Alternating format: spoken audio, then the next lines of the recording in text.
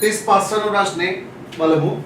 එක්තරා මාර්ගයක ගමන් කරන විට මුලින් සයාරාගේ නිවස හමු වෙනවා. ඊට පසු පිළිවෙලින් ජනුත්මි, දිත්මි, සඳලිගේ නිවාස හම්බ වෙනවා කියලා කියනවා. දරුවනේ මේ වගුව අපි දැක්ක ගම අපි පුරුදු වෙලා ඉන්නේ මේ දෙන්නම එකතු කරලා මෙතනට දාන්න. හැබැයි ඔයා බලන්න මේ 8යි 3යි එකතු කරපුවාම මේ 5ක් එන්න බෑනේ. නේද? අපි අර ඒ කටපාඩම් කරන දේ තමයි ඒක.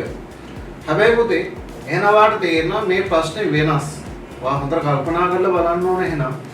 මේ වගේ ගානක් හදනකොට වාට පහසු වෙන්නේ ඔය කියන විස්තරේ එක රේඛාවක දාගන්න. මොකද රේඛාව මේ නිවාස පිළිවෙල අපි ලියාගමු බලන්න.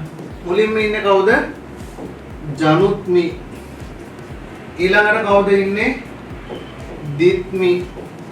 ඊළඟට කවුද ඉන්නේ? නෑ මුලින්ම ඉන්නේ සයාරා. සයාරා, ජනුත්මි, ඊට පස්සේ දිත්මි, ඊට පස්සේ සඳලි කියලා 4 දෙනා ඉන්නවා. ඔන්න 4 දෙනා. හරි. දැන් ඊළඟට අපි මේ වගුවේ තියෙන විස්තරේ මෙන්න මෙයාට අපි දාමු. මොකද්ද මේ? සයාරාගේ දිත්මිගේ නිවස අතර දුර. සයාරයි දිත්මි. සයාර සහ දිත්මි.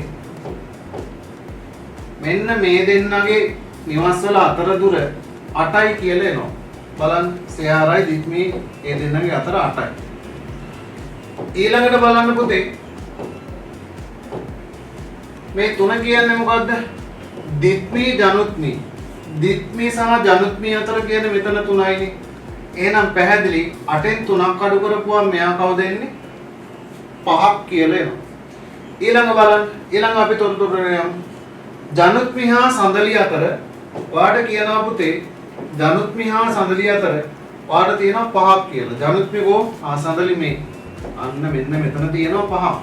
එහෙනම් පැහැදිලි 5න් 3ක් අඩු වුණාම මෙයා කීයක් වෙන්න ඕනද? 2ක් වෙන්න ඕන.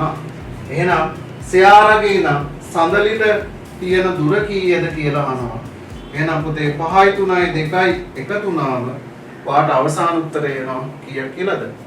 10ක් කියලා අවසාන උත්තරය ගන්න පුළුවන්. හරි නේද?